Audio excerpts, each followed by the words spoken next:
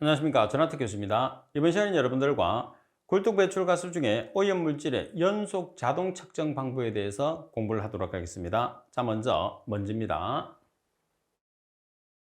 자, 먼저 측정 방법의 종류를 살펴보시게 되면, 자, 첫 번째 보시게 되면 광산란 적분법과 배타선 흡수법, 광투과법 이 세 가지를 통해서 우리가 측정을 하거든요. 그래서 여러분들은 광산란 적분법, 배타선 흡수법, 광투과법이라는 것을 반드시 기억을 해 주셔야 돼요. 그러면 광산란 적분법에서 우리가 먼저 장치 구성을 보도록 하겠습니다. 자, 장치 구성해 보시면 먼저 시료 채취부라는 게 있어요. 그 다음 검출부, 앰퍼부, 수신부라는 게 있죠. 그럼 여러분들이 먼저 기억을 해야 되는 것은 장치의 구성은 시료 채취부, 검출부, 앰퍼부, 그리고 수신부로 있다는 것을 먼저 기억을 하고, 자, 그 다음에 시료 채취부에 대한 내용과 검출부에 대한 내용과 앰퍼부에 대한 내용과 수신부에 대한 내용들은 우리가 알아도 그만, 몰라도 그만해, 실제로 보면. 근데 이 장치의 구성을 모르면서 내용을 안다는 것은 말이 안 되는 거거든요. 그죠? 자, 먼저 시료 채취부라는 것은 통합관이 내관과 정확관이 외관 두 종류로 이루어져 있어요. 그래서 내관과 외관으로. 그리고 검출부라는 것은 광원부, 측정부, 수광부로 이루어져 있고, 그리고 앰퍼부라는 것은 전원부나 정폭부 및 농도 직도계와 원격 출력부로 이루어져 있습니다. 자, 그리고 수신부라는 것은 앰퍼브로부터 전송 출력을 수신해서 그 신호를 기록계 및 텔레메트리 시스템에 전달하는 역할을 하는 게 수신부. 자, 결론은 장치 구성은 시료 채취부, 검출부, 앰퍼부, 수신부로 이루어져 있다는 거.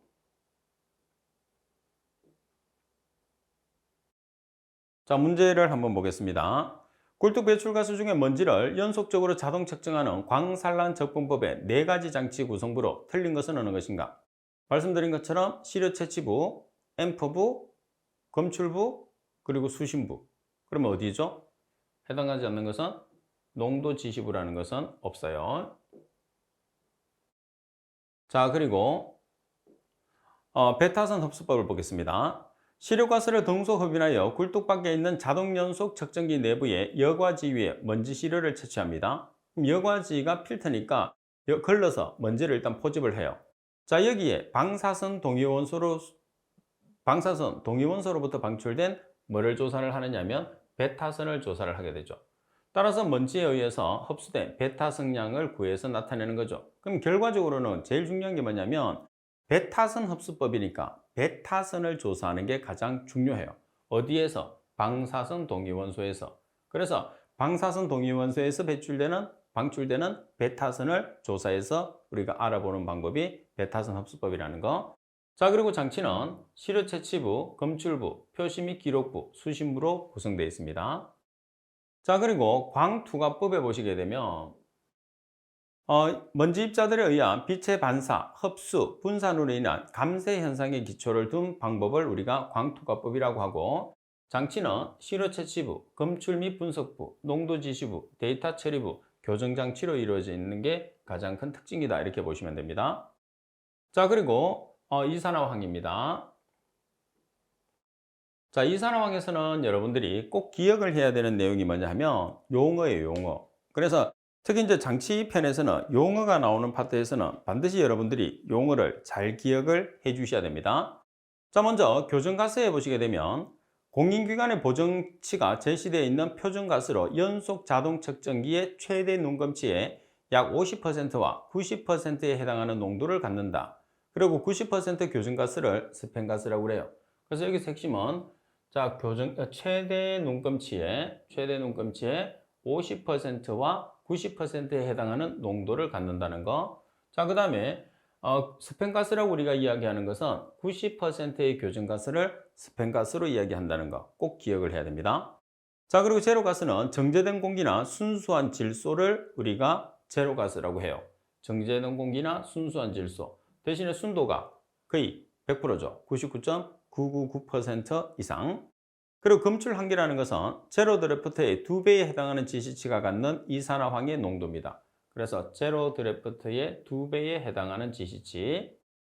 자, 그리고 교정오차라고 하는 것은 교정가스를 연속 자동 측정기에 주입해서 측정한 분석치가 보정치와 얼마나 잘 일치하는가 하는 정도로서 그 수치가 작을수록 잘 일치한다고 그랬죠. 따라서 그 수치가 작을수록 일치가 잘 된다. 그러면 오답으로 출제했을 때는 그 수치가 클수록 일치도가 높다. 이렇게 시험에 나올 수가 있습니다.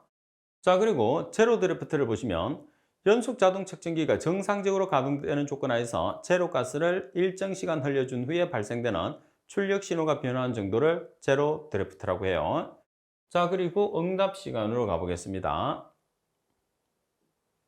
자, 응답 시간에 보면 시료 채취부를 통과하지 않고 제로가스를 연속 자동 측정기의 분석부에 흘려주다가 갑자기 스팸가스로 바꿔 흘려준 후에 기록계에 표시된 지시치가 스팸가스 보정치의 95%에 해당하는 지시치를 나타낼 때까지 걸리는 시간이에요. 자, 여기서 우리가 기억을 해야 되는 부분은 시료 채취부로 통하지 않고 제로가스를 연속 자동 측정기로 흘려주는 거죠. 그래서 통하지 않는다는 거. 자, 그리고 여기 보시면 스팸가스보다 보정치의 95%에 해당하는 지시치가 나타날 때까지 걸리는 시간을 우리가 응답 시간이라고 그랬어요. 따라서 시료 채취부를 통과하지 않는다는 말과 그리고 스팸가스 보정치의 95%에 해당한다는 것을 꼭 기억을 해 주셔야 됩니다. 자, 그리고 여러분들 점 측정 시스템을 보시게 되면 점이라는 것은 고정되어 있는 걸 뜻해요. 굴뚝 또는 덕터 단면 직경의 10%의 경로 또는 단일점에서 오염물질 농도를 측정하는 배출가스의 연속 자동 측정 시스템. 여기서는 당연히 뭐가 중요할 것 같아요? 직경이 10% 이하가 중요하겠죠. 자, 그리고 경로 측정 시스템을 보시면 굴뚝 또는 덕터 단면 직경의 10% 이상의 경로를 따라서 오염물질 농도를 측정하는데 배출가스 연속 자동 측정 시스템. 그러면 점 측정 시스템과 그리고 경로 측정 시스템은 반대가 되는 거예요. 그죠? 똑같이 단면 직경의 10%가 되는데 지금 여기서 점 측정 시스템은 10% 이하가 되는 거고 경로 측정 시스템은 10% 이상이 되는 거죠. 그래서 두 개를 비교를 해서 여러분들이 잘 기억을 할 수 있어야 돼요. 시험에 자주 나올 수 있습니다. 자, 그리고 13회 편향이라고 하면 계통 오차를 편향이라고 합니다. 측정 결과에 지우침을 주는 원인에 의해서 생기는 오차를 계통 오차라고 하거든요. 그 값을 편향이라고 우리가 이야기를 해요. 자, 이 정도 여러분들이 보시면 될 것 같아요. 자, 예제 77번에 보시게 되면 굴뚝 배출가스 중에 이산화황을 연속적으로 자동 측정하는 방법에서 사용하는 용어의 의미로 틀린 것은 가번은 검출한 개는 제로 드래프트의 3배에 해당하는 지시치가 갖는 이산화황의 농도를 말한다. 자, 여기서 제로 드래프트의 3배가 아니고 몇 배가 되는 거죠? 3배가 아니고 2배가 되는 거죠. 2배. 자, 따라서 가번이 잘못 설명됐어요. 자, 그리고 나번 제로가스는 정제된 공기나 순수한 질소, 순도가 99.999% 이상을 말합니다. 답은 응답 시간은 시료 채취부를 통과하지 않고 제로가스를 연속 자동 측정기에 분석부에 흘려주다가 갑자기 스팸가스로 바꿔서 흘려준 후에 기록계에 표시된 지시치가 스팸가스 보정치의 95%에 해당하는 지시치를 나타낼 때까지 걸리는 시간. 그리고 경로 측정 시스템은 굴뚝 또는 덕터 단면 직경의 10% 이상의 경로를 따라 오염물질 농도를 측정하는 배출가스의 연속 자동 측정 시스템을 말한다 되어 있어요. 그래서 경로 측정 시스템은 10% 이상, 반면에 점 측정 시스템은 10% 이하가 되는 거죠. 그리고 응답 시간은 스팸가스 보정치의 95%에 해당하는 지시치를 나타내는 시간. 잘 기억을 해줄 수 있도록 하십시오. 자, 그리고 측정 방법입니다. 자, 측정 방법은 5가지가 있어요. 이 5가지는 꼭 기억을 해야 됩니다. 용액전도율법, 적외선업수법, 자외선업수법, 정전이전해법, 불꽃강도법. 어디서 많이 봤죠? 그렇죠? 우리가 아황산가스 분석편에서, 황산화물 분석편에서 있던 자동법이 됩니다. 자, 그리고 장치에 관계되는 내용들은 여러분들 장치 구성 정도만 한 번씩 보시고 넘어가셔도 될 것 같아요.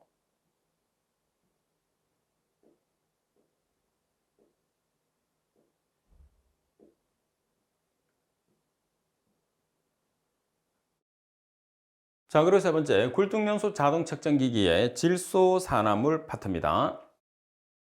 자, 먼저 이 시험 방법은 굴뚝 배출가스 중에 질소 산화물을 연속적으로 자동 측정하는데 주로 뭐 어떤 내용이냐 하면 NO와 NO2죠. 질소산화물이라고 이야기를 하면. 자, 여기서는 여러분들이 두 번째 측정 방법의 종류에서 설치 방식에 따라서 나누는 경우와 설치 원리에 따라서 나누는 경우 두 가지의 측정 방법이 있거든요. 그래서 설치 방식에 따라서 우리가 측정 방법을 나누게 되면 시료 채취형과 굴뚝 부착형이 있어요. 반면에 측정 원리에 따라서 나누면 화학 발광법, 적외선 흡수법, 자외선 흡수법, 정전이 전해법. 이 내용도 여러분들 질소 산화물 파트에서 자동법으로 우리가 공부를 했던 내용입니다. 자, 그래서 방법은 여러분들이 꼭 암기를 해 주셔야 돼요. 자, 그리고 78번 문제를 보시면 굴뚝 배출가스 중에 질소산화물의 연속 자동 측정 방법으로 가장 거리가 먼 것은 측정 원리에 따라서 분류를 한다고 그랬어요. 그러면 측정 원리에 따라서 분류하는 것은 조금 전에 살펴본 것처럼 네 가지로 분류를 하죠. 화학 발광법, 그리고 적외선 흡수법, 자외선 흡수법, 정전이 전해법. 따라서 해당하지 않는 것은 나번 이온 전극법이 정답이 되는 거죠. 자, 분석계는 여러분들 한 번씩 시간 날 때, 시간 날 때 보시면 돼요. 안 보셔도 관계없습니다. 이 내용은 봐도 우리가 잘 몰라요.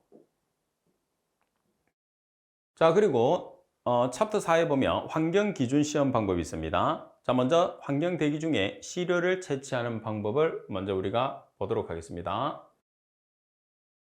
자, 시료를 채취할 수 있는, 다시 말해서 채취 지점수, 측정 점수를 결정하는 방법이 있어요. 자, 이렇게 채취 지점수를 결정하는 방법이 몇 가지가 있느냐 하면 네 가지가 있거든요. 그 중에 시험에서 가장 많이 출제할 수 있는 게 채취 지점수를 결정하는 방법 중에 인구 비례한 방법이에요. 그래서 인구 비례한 방법 같은 경우에서는 이론 문제로도 출제할 수 있고, 그리고 계산하는 문제로도 출제할 수 있거든요. 그럼 먼저 계산하는 문제라고 하면 디귿에 있는 측정 점수를 구하는 공식을 이용해서 측정 점수를 계산하시면 되고, 그 다음에 이론적으로 문제를 낸다고 하면 기역, 니은, 디귿을 보기로 내는 거예요. 보기로 내서 틀린 것을 찾으시오, 이렇게. 자, 그러면 내용을 보시면 인구 비례에 의한 방법을 보시면 대상 지역의 인구 분포 및 인구 밀도를 고려해서 인구 밀도가 얼마일 때를 고려하느냐 하면 1제곱킬로미터당 5,000명 이하일 때 적용해요. 자, 만약에 5,000명 이상일 때는 적용할 수 없습니다. 그래서 보기에서 설명이 잘못된 것을 찾으시오, 이렇게 문제 나왔을 때 1제곱킬로미터당 5,000명 이하도 있고 1제곱킬로미터당 5,000명 이상도 있어요. 그럼 이상이 나오게 되면 여러분들이 오답이라고 생각하고 체크하시면 됩니다. 그리고 두 번째 공식을 한번 보겠습니다. 디귿에 우리가 측정 점수라는 것은 그 지역의 가주지 면적, 이걸 한자로 표현해서 그래요. 가주지 면적이라는 것은 거주지 면적을 뜻합니다. 따라서 그 지역의 거주지 면적에서 25제곱킬로미터를 나눠줘요. 면적의 단위가 제곱킬로미터죠. 자, 곱하기 그 지역의 인구 밀도에서 전국 평균 인구 밀도를 나눠줍니다. 그래서 분자에 들어가는 것은 그 지역에 해당하는 것은 전부 다 분자에 들어가요. 그 다음에 기준치는 전부 다 분모에 들어갑니다. 따라서 거주지 면적의 기준은 25제곱킬로미터. 그 다음에 인구의 기준은 전국 인구 밀도, 평균 밀도, 그죠? 그래서 그 지역의 가주지 면적 나누기 25제곱킬로미터 곱하기 그 지역의 인구 밀도 곱하기 나누기 전국 평균 인구 밀도. 그러면 숫자가 나올 거 아니에요. 값을 계산을 하면 얼마 이렇게 나오거든요. 그래서 측정 점수라는 것은 소수점 처리를 하지 않습니다. 소수점 처리를 하지 않기 때문에 소수점 첫째 자리에서 어떻게 완전올림을 하면 돼요. 완전올림이라는 것은 숫자 1 이상이 되면 한 자리로 올려주는 걸 뜻합니다. 자, 그럼 여기에서 그 지역에 가주지 면적이 있어요. 그럼 가주지 면적이라는 건 어떻게 계산하느냐? 실제로 거주할 수 있는 면적이거든요. 그러면 총 면적에서 거주할 수 없는 면적을 빼줘요. 거주할 수 없는 면적이라는 게 전답, 논이나 밭, 그리고 임야, 산, 그리고 하천, 호수 이런 쪽에는 우리가 거주할 수 없잖아요. 그죠? 그래서 총 면적에서 전답이나 임야, 호수, 하천의 면적을 빼주면 거주지 면적이 나오죠. 따라서 계산해서 대입하시면 되고 바로 주어지면 바로 대입하시면 돼요. 그래서 인구 비례에 의한 방법은 계산하는 문제와 이론 문제 두 가지가 출제되니까 여러분들이 아주 중요하게 생각하고 확실하게 공부를 해 놓으셔야 됩니다.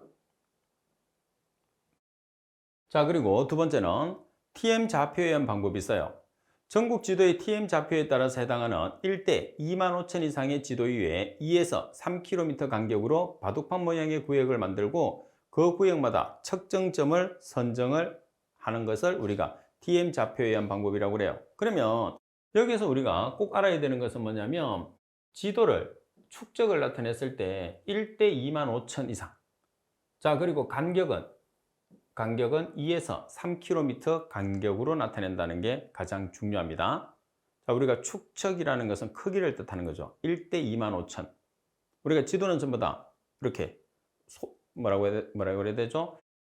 축척을 높여가지고 우리가 실제 크기에 비해서 아주 작게 만들어 놓은 거잖아요. 그게 1대 25,000을 기준으로 한다는 뜻입니다. 그리고 간격은 2에서 3km.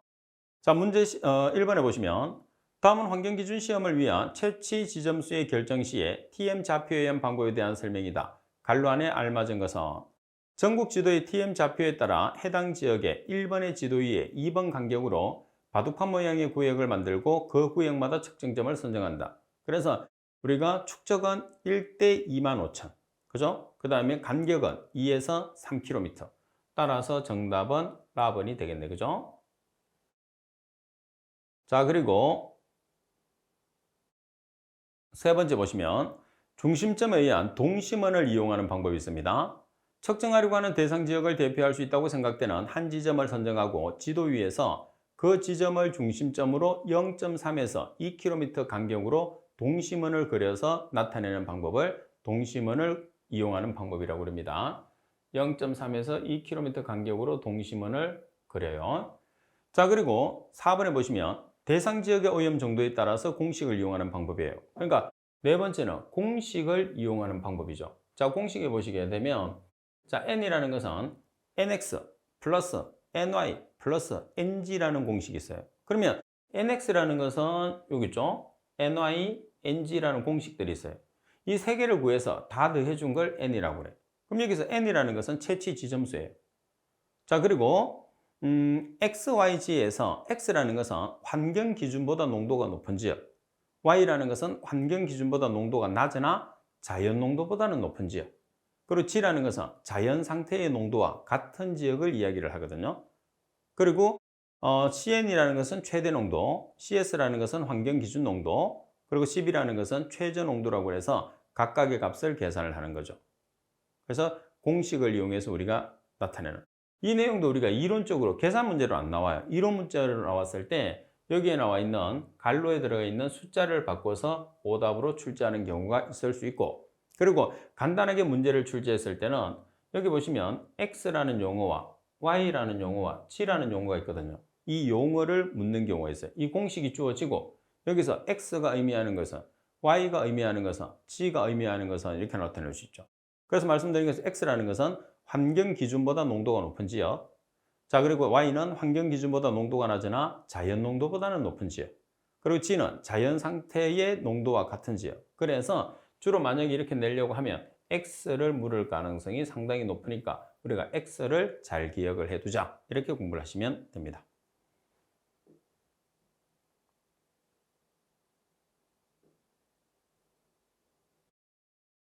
자, 그리고 문제 2번에 보면 환경기준 시험을 위한 시료 채취 지점수의 결정 방법으로 가장 거리가 먼 것은 기타 방법은 제외합니다.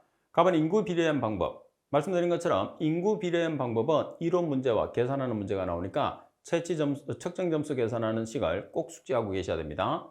그리고 대교인 배출 계수 분포를 이용하는 방법, TM 좌표에 의한 방법, 중심점에 의한 동심원을 이용하는 방법. 따라서 나번이 정답이 되는 거죠. 실제로 나번은 공식을 이용하는 방법으로 바꿔서 넣으면 전부 다 맞는 말이 되는 거죠. 자, 그리고 시료를 채취하는 방법이 있습니다. 자, 시료 채취 방법은 공정시험법에서 나와 있는 내용이기 때문에 이 방법에 맞춰서 시료를 채취해 주는 게 중요해요. 그러면 네 가지가 있는데 여기서는 주로 줄친 내용을 암기하세요. 시료 채취 위치는 원칙적으로 주위 건물이나 수목 등의 장애물이 없고 그 지역의 오염도를 어떻게 할 수 있는 거? 대표할 수 있는 거. 자, 그 다음 2번에 보면 주위의 건물이나 수목 등에 장애물이 있을 경우에서는 채취 위치로부터 장애물까지의 거리가 그 장애물 높이의 몇 배 이상? 2배 이상. 또는 채취점과 장애물 상단을 연결하는 직선이 수평선과 이루는 각도가 30도 이하가 되는 곳을 선정합니다. 그리고 주위에 건물 등이 밀집되거나 접근되어 있을 경우에는 건물 바깥벽으로부터 적어도 1.5m 이상 떨어진 곳을 선정합니다. 그리고 시료 채취 높이는 그 부근의 평균 오염도를 알 수 있는 곳, 그래서 평균 오염도를 나타낼 수 있는 곳으로 가능한 1.5m에서 10m 범위로 정합니다. 그래서 지금 밑에 문제도 있겠지만 이 문구가 그대로 들어가요. 그대로 들어가서 지금 체크되어 있는 부분 중에 한 개만 바꿉니다. 그래서 정답으로 출제하기 때문에 1번, 2번, 3번, 4번에서 체크된 부분은 반드시 여러분들이 숙지를 하고 계셔야 돼요. 자, 문제 3번에 보시면 환경 대기 중에 시료 채취 위치 선정 기준을 옳지 않은 것은, 자, 가번 주위에 건물 등이 밀집되어 있을 때 건물 바깥벽으로부터 적어도 1.5m 떨어진 곳에 채취점을 선정한다. 자, 1.5m 맞습니다. 4번이 시료의 채취 높이는 그 부근의 평균 오염도를 나타낼 수 있는 곳으로서 가능한 1.5m에서 10m 범위, 1.5에서 10m 범위. 그리고 답은 주위에 장애물이 있을 경우에서는 채취 위치로부터 장애물까지의 거리가 그 장애물 높이의 1.5m 이상이 되도록 한다고 되어 있어요. 자, 여기서 1.5m가 아니고 얼마죠? 2배. 자, 그 장애물 높이는 2배 이상. 그리고 답은 주위에 장애물이 있을 경우에 채취점과 장애물 상단을 연결하는 직선이 수평선과 이루는 각도가 30도 이하가 되도록 한다. 30도 이하. 자, 따라서 설명이 잘못된 것은 몇 번이 되나요? 4번이 정답이 되겠죠. 그래서 이 문구는 전체적인 문구가 통째로 들어가는 좀 특이한 내용이에요. 그래서 더욱더 잘 기억해야 됩니다. 자, 그리고 시료 채취에 대한 일반적인 주의사항에서 우리가 부유먼지, 다시 말해서 비산먼지를 측정하기 위해서 사용하는 게 측정기잖아요. 그래서 그 측정기를 설치할 수 있는 장소를 나타내는 거죠. 그럼 보통 시료를 채취할 수 있는 높이가 1.5에서 10m라고 그랬단 말이에요. 그럼 여기서 1.5에서 10m 정도라고 하면 1.5에서 10m라고 하면 대충 이 상태거든요. 그러면 여기에서 영역 1 같은 경우에서는 이 전체를 다 측정이 가능하죠. 영역 2는 어디만 가능해요? 여기. 그래서 우리가 시료 채취기를 설치를 했을 때 어느 쪽에서 정확하게 측정할 수 있느냐는 거죠. 그러면 아무래도 넓은 영역에서 측정할 수 있으니까 영역 1에서는 채취기를 설치할 수 있지만 영역 2에서는 여기밖에 측정이 안 되잖아요. 그래서 영역 2에서는 설치를 할 수 없어요. 그래서 영역 2는 설치 불가, 영역 1은 설치 가능 이렇게 나타내는 거고. 자, 그리고 또 내용상에서 문제를 여러분들이 풀이했을 때는, 자, 먼저 2번에 보시면 채취관을 장기간 사용하여 관내의 먼지가 퇴직하거나 퇴직할 먼지가 가스와 반응 또는 흡착하는 것을 막기 위해서 채취관은 항상 깨끗한 상태로 보존한다. 당연하죠. 자, 채취관은 항상 깨끗한 상태로 보존. 자, 그리고 3번 미리 측정하려고 하는 성분과 이외의 성분에 대한 물리적 화학적 성질을 조사해서 방해 성분의 영향이 적은 것을 선택한다. 뭐 당연합니다. 자, 시험에서는 이제 4번과 5번에서 주로 내는데 시료 채취 시간을 나타내요. 자, 시료 채취 시간을 나타냈을 때, 자, 악취 물질 같은 경우에서는 짧게. 자, 그리고 입자상 물질이나 금속성 물질, 그리고 발암성 물질은 길게. 꼭 기억해야 됩니다. 악취상 물질은 짧게, 다른 물질은 전부 다 길게. 일반적으로 길게 측정하는 것을 원칙으로 해요. 근데 악취상 물질 같은 경우에서는 악취가 난다는 것은 그 물질 자체가 많이 배출된다는 소리거든요. 그래서 짧게 측정해도 충분히 포집할 수 있어요. 근데 그 외에 나머지 물질들은 충분한 시료를 포집하기 위해서는 충분한 시간을 가져야 되기 때문에 장기간 측정을 하고 악취상 물질만 짧게 합니다. 자, 그리고 5번에 보면 입자상 물질을 채취할 경우에서는 채취관 벽에 먼지가 부착 또는 퇴직하는 것을 피하고, 특히 채취관은 수평으로 연결할 경우에 되도록이면 관의 길이를 짧게, 곡률 반경은 크게. 자, 여기서 되도록이면 수평으로 연결할 때입니다. 자, 수평 연결이라는 단서가 있을 때 관의 길이는 되도록이면 짧고 곡률 변경은 크게. 곡률의 변경, 각도를 줄 때는 크게 주라는 그런 뜻입니다. 자, 문제 4번을 보겠습니다. 환경 대기 중에 시료 채취에 관한 일반적인 주의사항으로 거리가 먼 것은 악취 물질은 되도록이면 짧은 시간 내에 끝내고 입자성 물질 중에 금속 성분이나 발암성 물질 등은 되도록이면 길게. 그죠? 그래서 악취 물질만 짧게. 그리고 나머지 물질은 길게.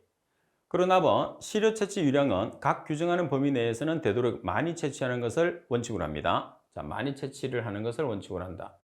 자, 그리고 다음은 바람이나 눈, 비로부터 보호하기 위해서 측정기기는 실내에 설치하고 채취구는 밖으로 연결할 경우에서는 채취관 벽과의 반응, 협착, 흡수 등에 의한 영향을 최소로 줄일 수 있는 재질과 방법을 선택합니다.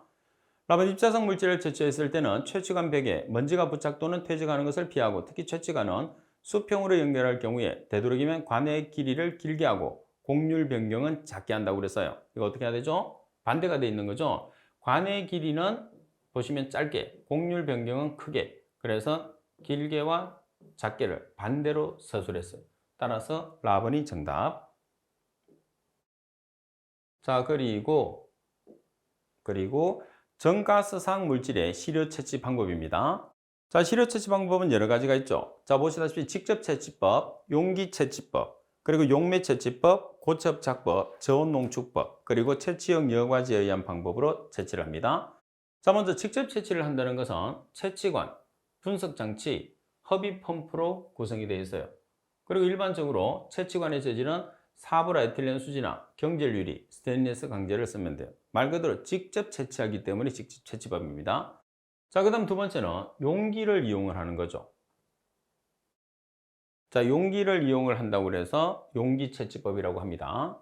자, 그러면 먼저 용기를 이용했을 때 채취관, 유량 조절기, 허비 펌프, 용기 순수로 구성이 돼요. 자, 또는 채취관, 용기 이렇게 쓰든지. 그래서 채취관에서 용기로 바로 집어넣든지 아니면 유량 조절기나 허비 펌프를 통해서 용기로 들어가든지 두 개 중에 한 개로 쓰거든요. 자, 이때 사용되는 용기는 진공병이나 공기주머니, 주머니를 백이라고 그러죠. 자, 이렇게 사용을 해요.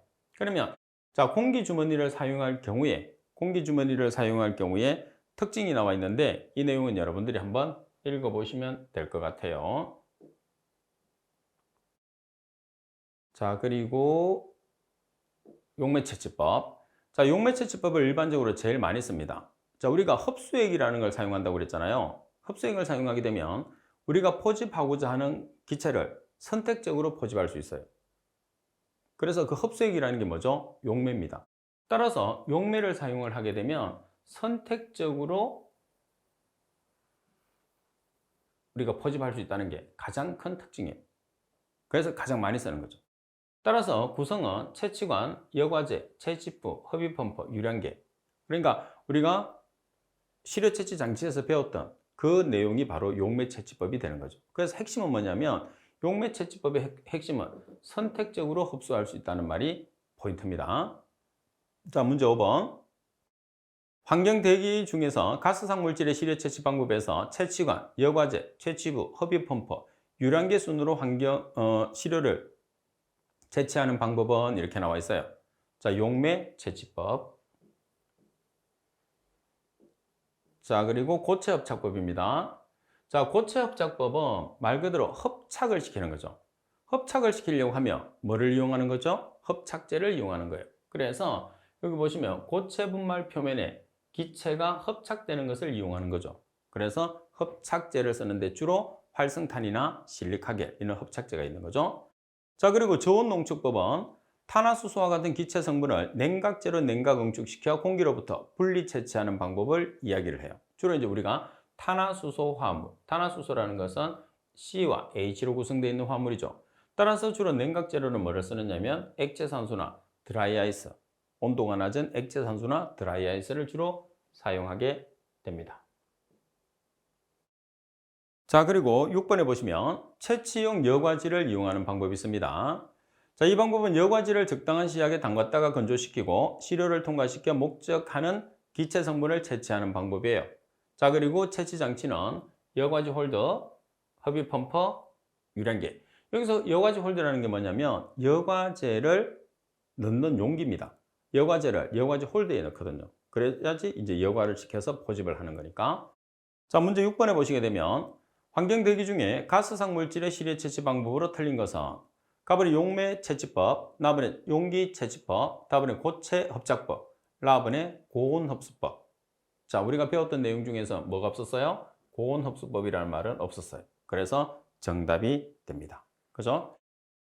자, 우리가 공정시험법은 수업을 제가 이렇게 하면서도 암기하는 내용이 너무 많아서 제가 이제 미안할 때도 있어요. 그렇지만 우리가 목표는 뭐냐면 자격증을 취득하는 거고, 공정시험 기준에서도 일정한 점수를 여러분들이 맞춰줘야 되죠. 최소 60점 이상은 맞춰야지 다른 과목에서 부담이 없으니까 조금 공부하기 어렵더라도 조금만 참고 또 공부하면 쉬운 과목도 또 나오니까 좀 열심히 공부를 할 수 있도록 하십시오. 자, 이번 시간 수업은 이것으로 마치도록 하겠습니다. 수고하셨습니다.